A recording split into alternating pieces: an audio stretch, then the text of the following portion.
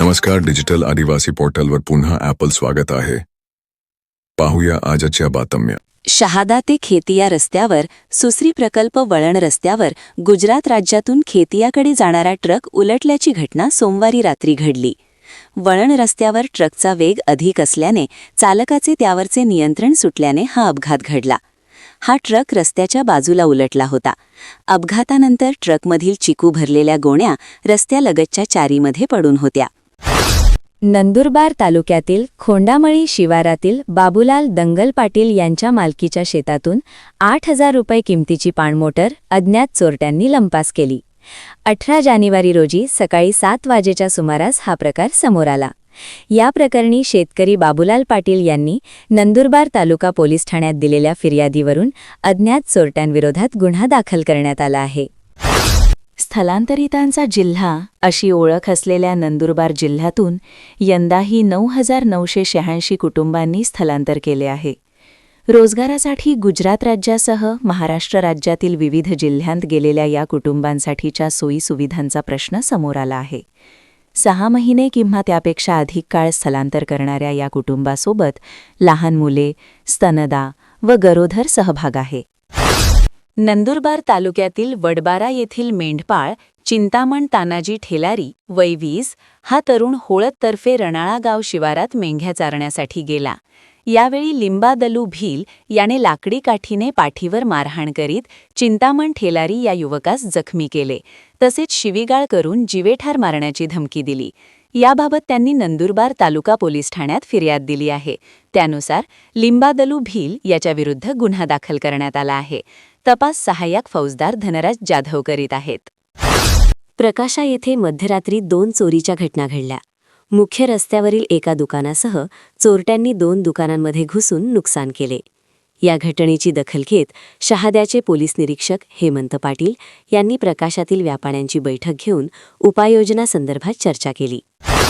पती व मुलाकडून होणाऱ्या नेहमीच्या भांडणाला कंटाळून महिदेने विहिरीत उडी घेऊन आत्महत्या केल्याची घटना होता नंदुरबार तालुक्यातील सुतारे येथे घडली.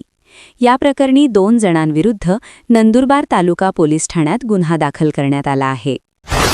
बडवाणी जिल्ह्यातील रोहित प्रकाश मानकर हा राजेंद्र व ईश्वर बोरलाई यांना दुचाकीवर बसवून भरधाव वेगाने धानोराकडे जात होता.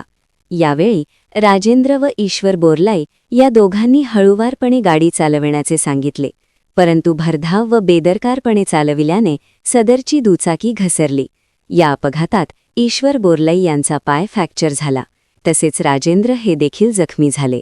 उपचारासाठी अंजड रुग्णालयात दाखल करून पुढील उपचाराकरिता बडवाणी येथील रुग्णालयात दाखल करण्यात आले.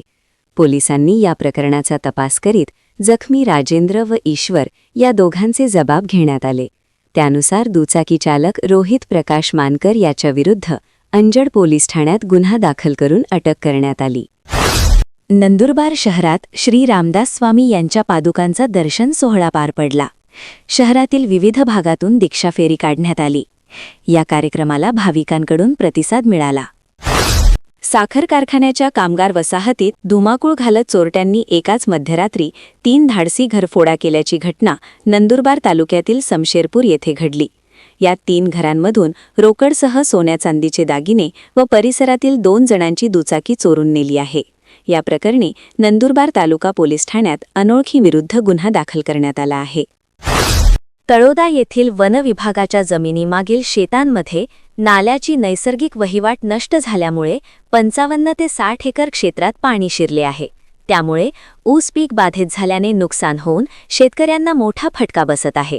प्रशासनाने वेळीच दखल घेऊन उपाययोजना करावी, अन्यथा बाधित शेतकऱ्यांकडून आंदोलन करण्याचा इशारा देण्यात आला आहे. नंदुरबार शहरातील कोरीट रस्त्यावरील शहीद शिरीष कुमार नगर 1 ते 3 भागातील रहिवाशांना गेल्या 14 वर्षापासून नागरी सुविधा उपलब्ध होत नसल्याने गाऱ्हाणे मांडण्यासाठी महिलांचे शिष्टमंडळ नगरपालिके सभागृहात पोहोचले. याप्रसंगी नगरपालिकेचे मुख्याधिकारी राहुल वाघ आणि युवा नगरसेवक किरणसिंह रघुवंशी यांना निवेदन दिले.